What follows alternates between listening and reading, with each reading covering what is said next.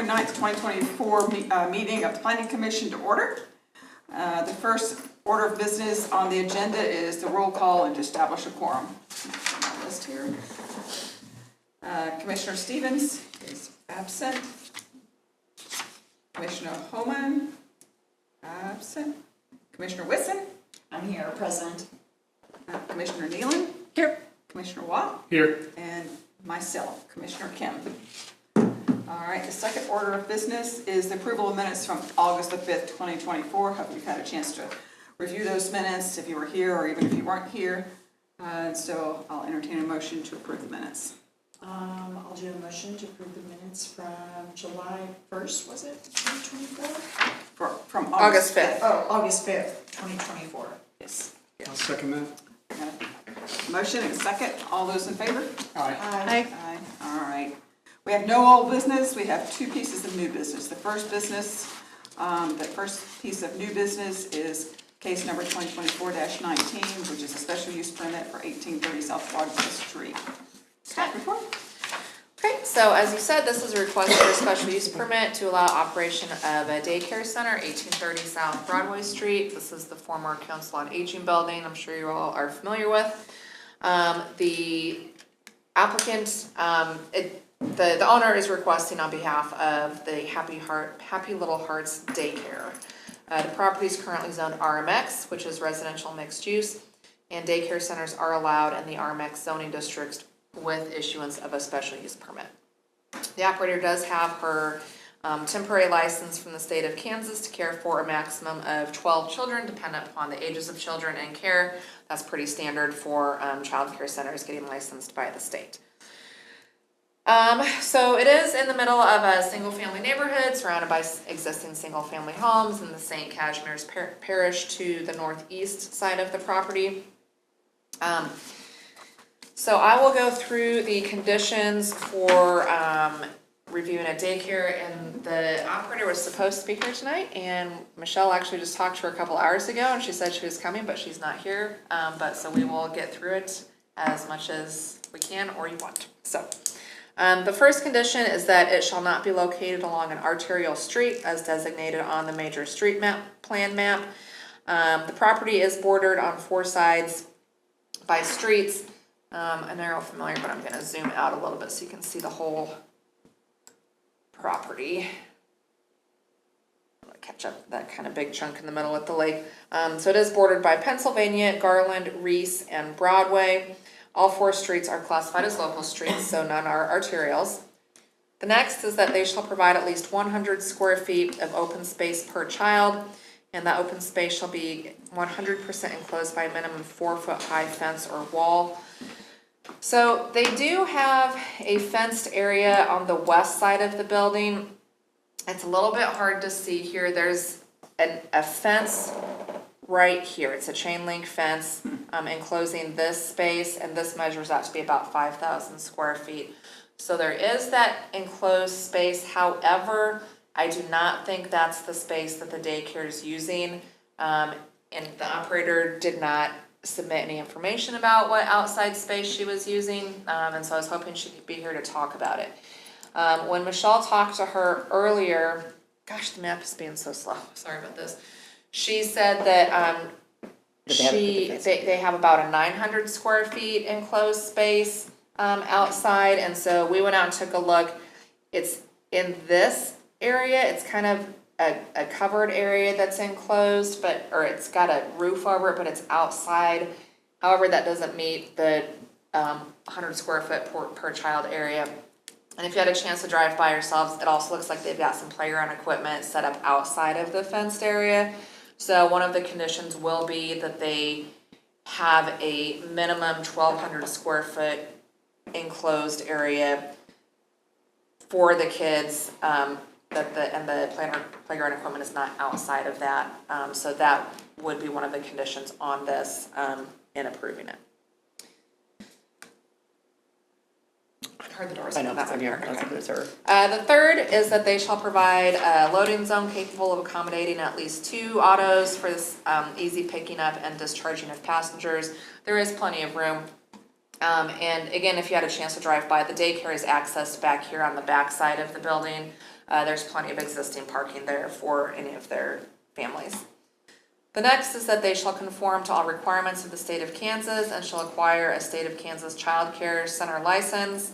Like I said, she has provided a copy of her temporary permit for a group daycare home from KDHE, which is pretty typical. They only have their temporary while they're in the process of getting a special use permit. So then she would be required to submit her permanent license once she gets that and provide that annually when she gets that renewed. The next is that all child care centers operated in residential zoning districts shall be the only legal residence of the operator. That is not applicable for this property since it's residential mixed use, so we consider it a mixed use district. And so nobody is living here, so that requirement does not apply to this. And then the sixth is that child care centers in residential districts may have one non-illuminated monument sign with no more than 3 square feet per side and a maximum of 2 sides, or one non-illuminated sign affixed to the main structure of 3 square feet. So again, since this is a mixed use district, it's not a residential district per se, we have specific sign regulations for the RMX district, and so she would just need to comply with those and get any permits that she needs for signs that she's going to display.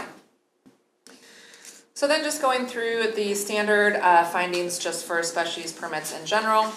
The first is that the proposed special use complies with all applicable provisions of the ordinance. Staff does believe that the application complies or will comply with all provisions of the development regulations based upon everything that's been submitted. The next is that the proposed special use at the specified location will contribute to and promote the economic development, welfare, or convenience of the public. Child care centers are an essential service to working parents in the community and promote the economic development, welfare, and convenience of the public through providing that service. The third is that the special use will not cause substantial injury to the value of other property in the neighborhood in which it's located. Staff has no indication that the proposed child care center would cause any injury to the value of other property in the neighborhood in which it's located.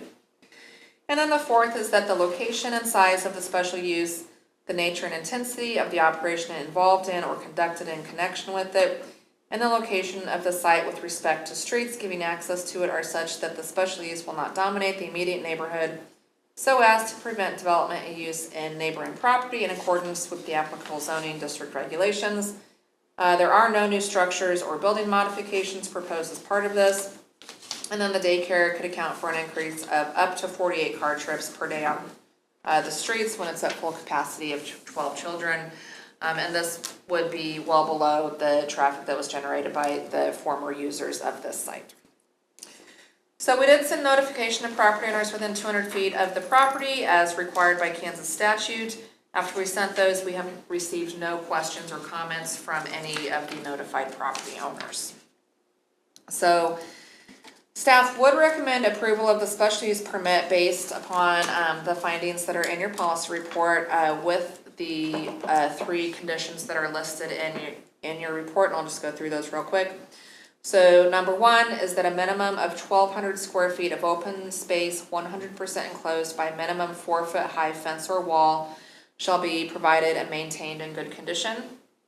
The second is that a copy of the permanent group daycare home license shall be provided annually upon renewal by the state. And then the third is that the operation shall be limited to a maximum of 12 children. So if you have any questions, I can answer those for you. I have a couple. We went by on the weekend, but it looked like to me that they were already operating. They are? Yeah, they are. And I'm not sure exactly when she opened. That's pretty common with daycares and other special use type businesses. And what we tell folks is that we're not going to come out and shut you down as long as you get in process for a special use permit. When we would have a problem is if you don't come in and apply for that, or obviously if that gets denied. Okay. You already addressed the area about the fenced area question. Do you know what hours they intend to operate? Is it going to be just during the day? I am not sure. She did not provide that in her application packet. Or the number of workers? She did not provide that either. All right. Well, I was going to ask about ages too, but you're probably not going to know that either. Yeah, and I don't know what she has now, but you can see on the license from the state that has kind of broken out. Right. For the capacity, but in terms of what she has, I'm not sure. So if that's something that you wanna have answered before you guys take a vote, you always have the option of tabling it until the next meeting, since she, ended up, I guess, being unable to come. Anybody else have any questions for staff? I had a couple, what was the fire stuff that you said, the fire equipment that was on the outside? I didn't Oh, know. playground equipment? Yeah, did you say playground? Playground, yeah. Oh, I thought you said fire, I'm like, oh. Oh. There may be some fire equipment, I'm not sure, but. I'll cross that off of my Yeah, list. they have some, playground equipment set up. It's out kind of in the grass down towards, what is that, Reese down there? Yeah, down towards this end of the building.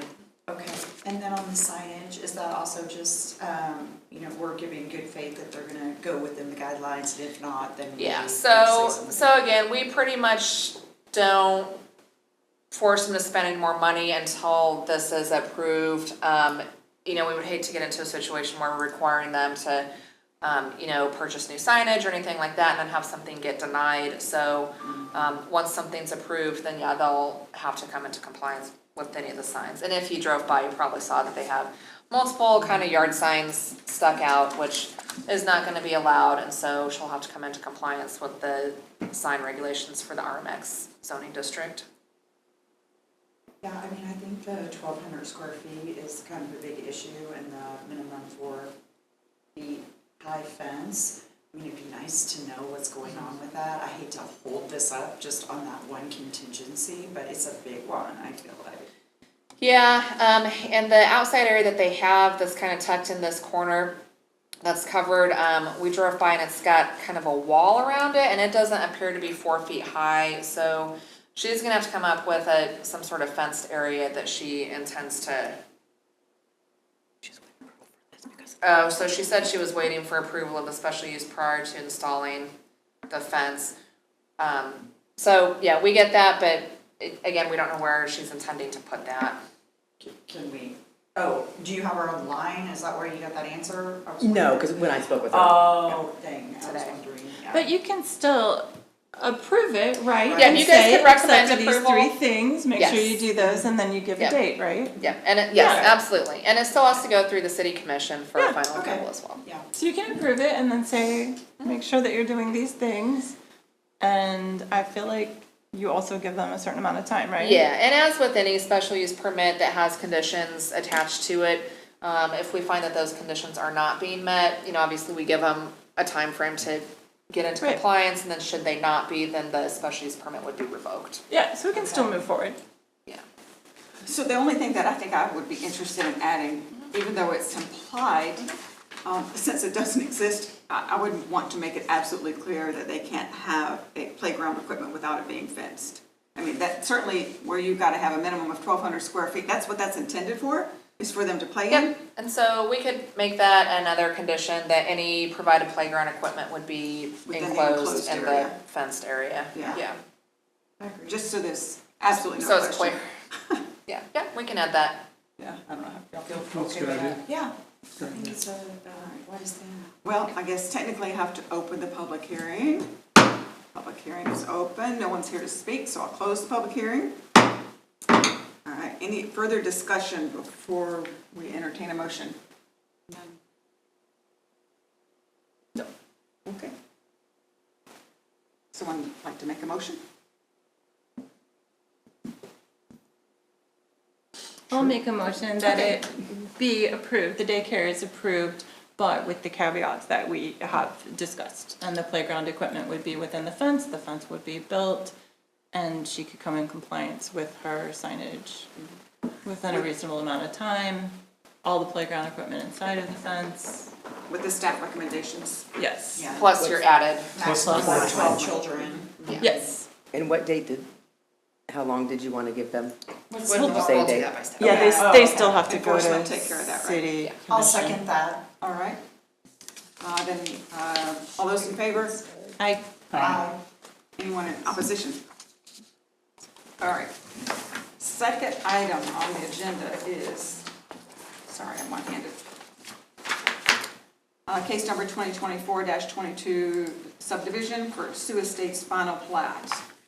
Staff report. Let me get this pulled up real quick.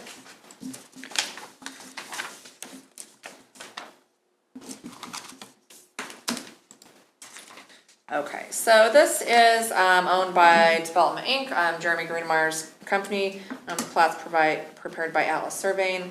The applicant is requesting the plat to combine 3 existing lots up there.